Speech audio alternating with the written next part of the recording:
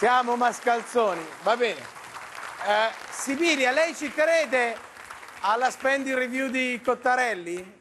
Beh, guardi, Cottarelli è un emissario del Fondo Monetario Internazionale. Del resto, a me suona strano, insomma, queste cose non mi sorprendono più, ormai le viviamo tutti i giorni e le difficoltà per il palazzo sono poi anche le difficoltà dei lavoratori che sono assunti sempre da Scarpellini all'interno del palazzo e che le viviamo tutti i giorni.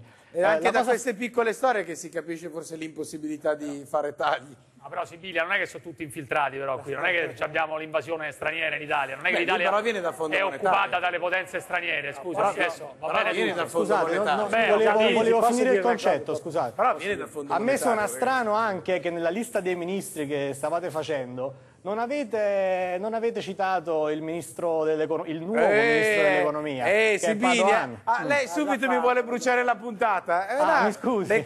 Le cose buone arrivano con calma, attenzione. Vabbè, comunque, volevo dire una cosa, che intanto mi pare curioso che dal parlamentare 5 Stelle venga, diciamo, l'idea di verificare i curriculum della Boschi e dei ministri, se vorrei capire che curriculum ha lui e molti suoi colleghi, insomma, quindi è veramente curiosa questa cosa che venga da lì il tema dei curriculum. Ma al di là di quello non abbiamo parlato dei 4 espulsi.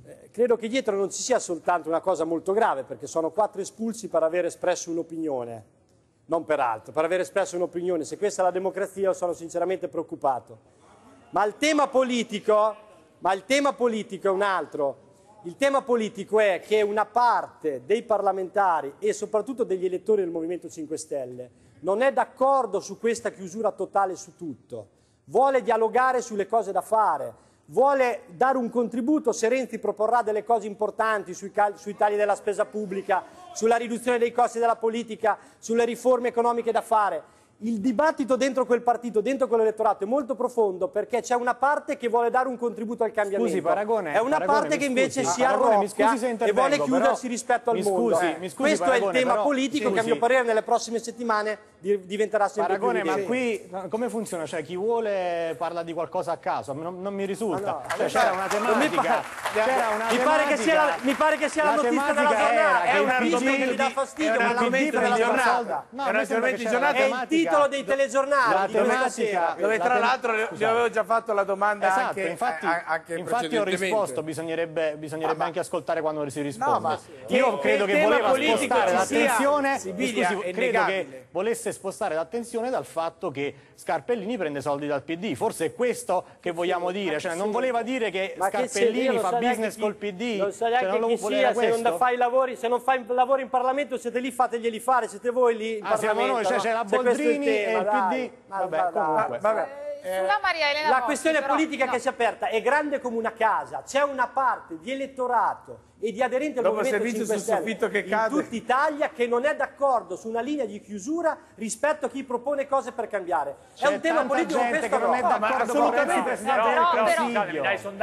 Dai sondaggi adesso Grillo avrà tutte le colpe del mondo e Casaleggio avranno tutte le colpe del mondo. Dai sondaggi non sembra che siano contrari a questa linea di Grillo. Grillo manterrà, guarda, poi magari mi sbaglio. Grillo manterrà un grande consenso, io credo, ancora per molto, perché fin quando la rabbia nel paese è questa, il Movimento 5 Stelle manterrà un grande consenso. Non è questo il punto. Io dico che c'è una questione politica grande come una casa che ha a che fare con la via di una nuova fase politica del governo Renzi. Non discuterne mi sembra è facile per me dire che anche c'è un tema grande come una casa dentro il Partito Democratico. Ma ne parliamo! Io non ho problema a parlare. È una dialettica interna. Voi secondo me farete una grande scissione, sono pronto da qui a 2 anni. Il Partito Democratico, così come lo conosciamo, non esiste più. Ci sarà il partito a trazione renziana che si farà un'altra roba. Questa è la sua previsione, però non si può far finta che la notizia del giorno non sia la notizia del giorno. Sai qual è il problema?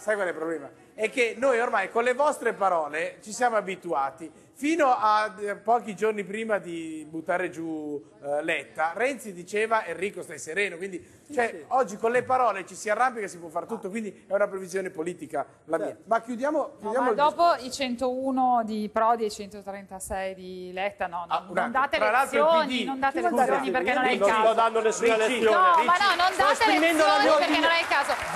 Io non sto dando nessuna lezione. Sto esprimendo la mia opinione e io sto in un partito che se anche esprimo un'opinione diversa dal mio leader non vengo cacciato. Però chiaro,